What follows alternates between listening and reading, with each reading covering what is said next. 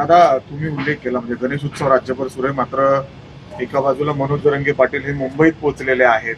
एक दिवसाचं त्यांना वेळ देखील मिळाली आहे, पण आता पुढे कसं, म्हणजे ज्या पद्धतीने पूर्ण मुंबई जाम झालेली आहे, अनेक प्रश्न त्या ठिकाणी निर्माण होत आहेत. कमिटी जाते भेटायला, परंतु कुठलाही तोडगा अजून निघताना दिसत नाही. काय पुढचं पावलं असणार? या संदर्भामध्ये सरकारने एक मोठी कमिटी केलेली आहे राधाकृष्ण विखे पाटलांच्या अध्यक्षतेखाली, आणि त्यांनी त्यांच्याशी चर्चा करण्याच्या करता त्यांनी वेळ दिलेला आहे.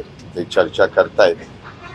प्रत्येकाला आंदोलन करण्याचा संविधानाने, घटनेने, बाबासाहेब आंबेडकरांच्या जे काही कायदा घटना आहेत त्यांनी अधिकार दिलेला आहे, आणि त्या अधिकाराचा वापर सगळ्यांनाच करण्याचा अधिकार आहे. तो फक्त शांततेच्या मार्गाने व्हावा, आणि खरं तर आंदोलनाची वेळ कुणावर त्या ठिकाणी येऊ नये. आंदोलन कर्त्यांचं जे काही म्हणणं आहे ते कसं आपल्याला त्याच्यातनं मार्ग काढता येईल ह्याकरता आमचं महायुतीचं सरकार प्रयत्न करत आहे, आणि त्याला निश्चितपणे काहीतरी मार्ग निघेल असा आम्हाला विश्वास आहे. आपल्या पक्षाचे काही आमदार होते, कारण एक दिवसाची मुदत आंदोलनाला दिली होती. ते कुणी दिलेली आहे? कोर्टाकडनं देण्यात आली. मग न्यायालयाने उद्याच्याला तुम्हाला मला न्यायालयाने काही सांगितलं, तुला सांगितलं इथनं पुढे तू अजित पवारला प्रश्न विचारायचे नाही, तर तुला विचारता येतील का? नाही विचारता येणार, कारण कोर्ट हे सर्वोच्च आहे. त्याच्यामुळं कोर्टाचे आदेश हे आपल्याला पाळावे, म्हणजे तंतोतंत पाळावे लागतात, परंतु त्याच्यातनं कसा मार्ग काढायचा त्याबद्दलचा प्रयत्न मनापासून सर्वांचा चाललेला आहे. दादा, पण ते ज्या तयारीने तिथे आलेले आहेत ते असं वाटत नाही की परत जातील. त्यामुळे आता सरकार कशा पद्धतीने त्यांना हाताळणार आहे, मार्ग काढणे, आम्ही सकारात्मक आहोत.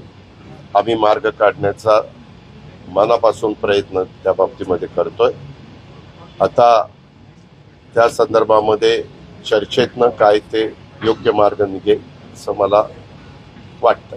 राष्ट्रवादीची काही भूमिका ठरलेली आहे का? कारण तुमचे आमदार मी आपल्याला सांगितलं ना, यामध्ये आपल्या राज्यामध्ये जेवढे काही समाज आहे त्यांना त्यांचा न्याय मिळाला पाहिजे, त्यांना मदत झाली पाहिजे, त्यांच्या रास्त मागण्या मान्य झाल्या पाहिजे, तीच आमची सगळ्यांची भूमिका आहे. आणि त्या पद्धतीनं काही मतदारसंघामध्ये आपल्याला माहिती आहे की काही जण वेगवेगळ्या राजकीय पक्षाचे सहकारी त्याच्यामध्ये सहभागी झाले. हे मी तुमच्या वेगवेगळ्या चॅनलवरच ऐकलेलं आहे, आणि त्याच्या संदर्भामध्ये योग्य मागण्याच्या संदर्भात प्रत्येकाला आपलं आपलं मत मांडण्याचा अधिकार आहे. तुमचे काही आमदार मनोज जरांगे पाटलांच्या खांद्यावर बंदूक ठेवून सरकार उलथवण्याचा प्रयत्न करतायत असा आरोप लक्ष्मण हाके करतायत. आरोप केला मी आज त्याच्या आरोपाला मी किंमत देत नाही.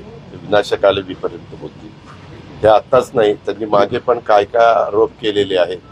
आपण कुणाच्या आरोपाला महत्व द्यावं यालाही काही मर्यादा आहे. दादा, ते पत्रकार परिषद घेऊन तुमच्या काही आमदारांवर बी आरोप करते की मी तुम्हाला सांगितलं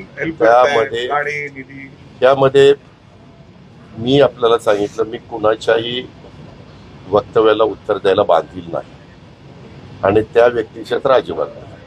पण दादा, कशा पद्धतीने, म्हणजे आता ओबीसीतून आरक्षण द्यावं अशी त्यांची मागणी आहे, पण हे सांगितलं ना आपल्याला. त्या संदर्भामध्ये आपण काळजी करू नका. त्याच्यातून नेहमीच काही ना काही मार्ग काढण्याचा प्रयत्न त्यावेळेसचे जे काही सरकार होती त्यांनी त्या बाबतीमध्ये केलेला आहे. महाराष्ट्राने पण नेहमीच जे कोणी सरकारमध्ये असतील त्यांनी त्याच्यातून आजपर्यंत मार्ग काढलेला आहे. शेवटी कायद्याच्या नियमाच्या चौकटीमध्ये बसून मार्ग त्या ठिकाणी काढता येतो, आणि तो मार्ग काढण्याच्या करता आमचे सरकारच्या वतीनं आमचे कमिटीचे प्रमुख म्हणून राधाकृष्ण विखे पाटील साहेब आणि त्यांची टीम त्यांच्याशी चर्चा करते. सरकारचं शिष्टमंडळ काही जरांगेशी चर्चा करत जाणार आहे? सांगितलं ना, राधाकृष्ण विखे पाटील सरकारमध्ये नाही. मी तुम्हाला तेच सांगतोय की त्यांनी स्वतः त्यांच्याशी संपर्क साधलेला आहे, आणि ते त्यांच्याशी चर्चा करण्याच्या